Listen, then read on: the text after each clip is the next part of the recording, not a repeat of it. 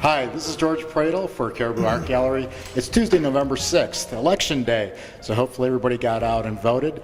And today we're here with Michael Untiedt. Michael is actually one of the artists that's going to be featured here at Caribou Art Gallery throughout the next month or so. And we wanted to take a few minutes with him today just to get an idea of his craft, how he goes about it, and give you just a little bit of a peek inside the world of Michael Untiedt. So give us a second and we'll go ahead and start talking with Michael. Michael, can you tell us a little bit about the kind of craft that you're using? I noticed that you're using some Western themes here. Can you explain a little bit about that? About the Western themes? Yeah, the Western themes and kind of how you're trying to incorporate them into your work. Yeah, I've developed an interest in Western themed art, like cowboys, Indians, that sort of thing. But what I'm interested in is attempting to use that 19th century iconography to make a 21st century statement about modern life, I guess. I do a lot of paintings of stampedes, a lot of paintings of lone horsemen. I do a lot of nocturnes, night paintings, because I like the mystery that sort of exudes in a painting. Very good, and I noticed that one of the paintings we have on display here is exactly that, a lone horseman in the night. And one of the things about the whole Western culture, if you will, is that the evenings are very different. The colors that you see are just kind of really amazing, because a lot of people, they compare it to like a Photoshop type of an evening. So I noticed that you've got that. What's the inspiration there? Just some of the things that you've been interested in, or? Yeah, that particular painting, it's called the writer is called A Turn to the Clockwise. And the reason I did that was it has to do with the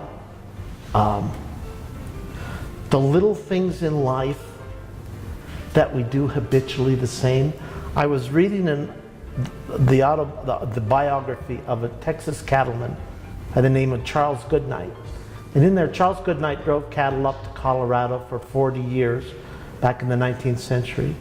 And he mentioned that he never saw a herd of cattle stampede, and that it was also easiest to turn a large herd of cattle to the right, never to the left. And he called it the clockways, meaning right, the way the clock hand moves.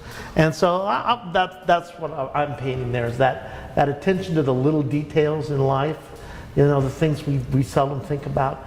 But I found that fascinating, you know, that turning cattle was a process of turning to the clockways. Well, I would imagine that once you learn that, it makes life a whole lot easier when you're out there tending the cattle. So tell me a little bit about the inspiration you had for the koi fish up there. Those are beautiful. I paint koi fish. I've done dozens of koi fish paintings, and I never have references.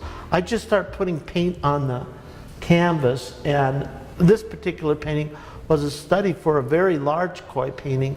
And it was the idea of if you notice, the fish are kind of disappearing into the top of the painting, but they're kind of disappearing into the depths, and I just liked that idea.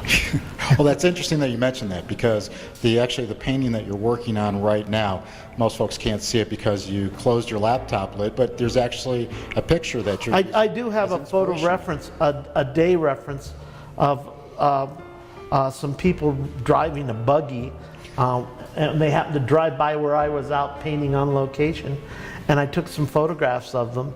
And I'm intrigued with the idea of I just like that idea, that kind of transportation, and I'm trying to imagine a night scene.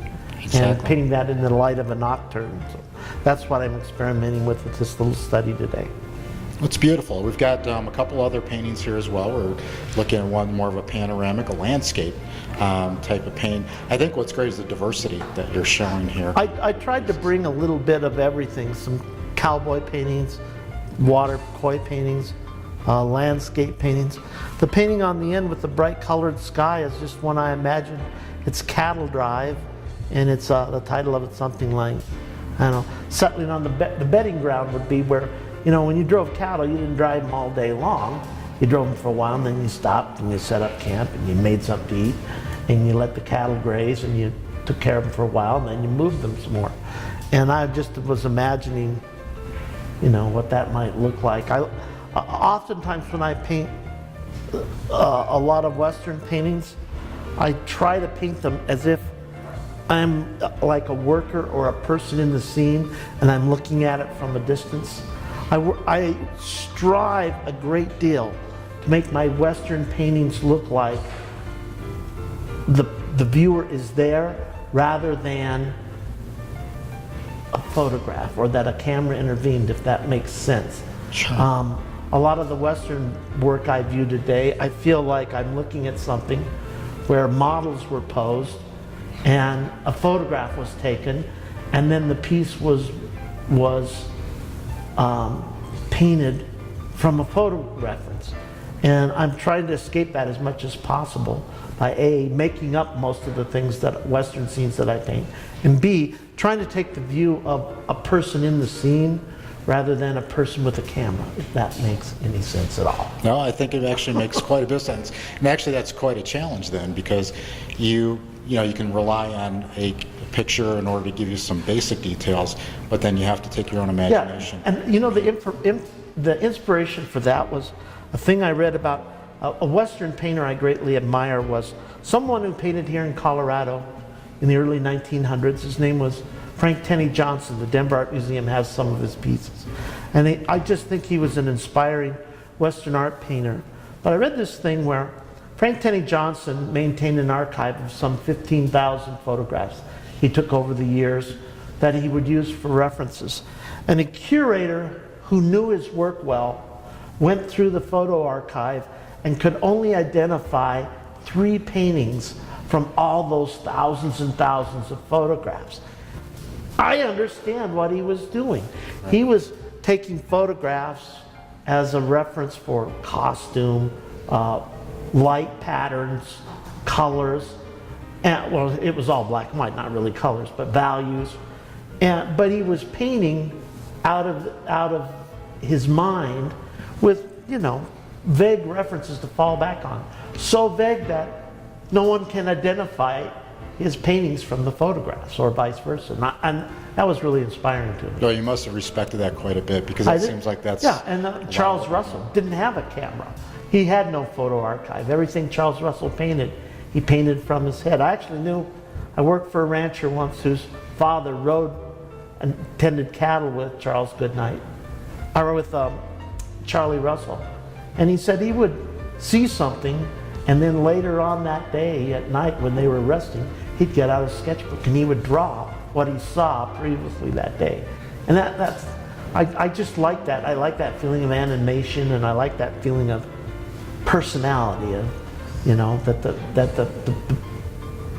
personality of the artist is the driving force, not the imagery captured by the camera. Right, and being a photographer myself, so I'm kind of the opposite side of the fence, which is awesome, because... Yeah, well, there's nothing wrong with photography. It's just that I'm working in a medium that you can get a lot more personal than that. Exactly. So, well, let's talk about the medium, because I noticed with the pastels and that, is this typically, is all your work done this way, or are there other mediums that you work with? Or I pretty much just paint in oils, at least the stuff that I put out for sale. I do a lot of drawing. I keep all my drawings. And then I'll do a lot of studies in watercolor, especially out on location, and I just keep those. But I work in, and I did watercolors for years and years and years and years. I've done probably 1,000 acrylic paintings, but I really prefer painting in oil.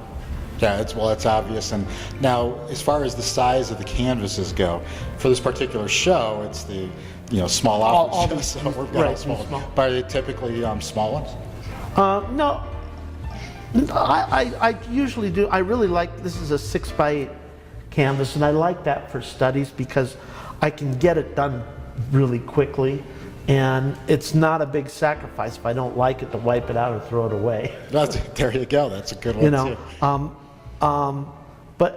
And it's also just big enough I can do the figures it is really hard to paint anatomy small because you have to get contrast of dark and light exactly in the right shape, in the right place, or it doesn't read. Versus when you're painting larger, you've got a lot more canvas to help you convey the anatomy, and it's much easier. So if I paint much smaller than this and I put anatomy in it, it gets really difficult. Yeah, no, that would make a lot of sense. I think I would probably use a larger canvas just so that way I don't have to wear my reading glasses. Right. When I try to do things.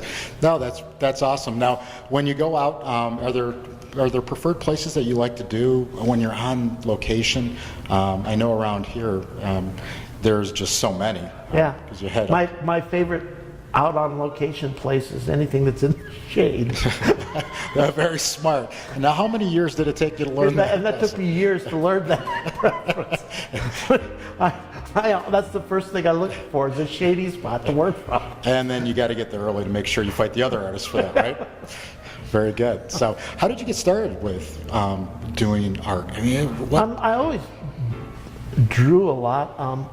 Where I went to high school, we didn't have art. I went to high school, little rural high school, you know, and I took farm mechanics and welding. It was the closest to art I got, and it wasn't until I went to college I went to the University of Denver that I took an art class and discovered there was such thing as galleries, and I started painting,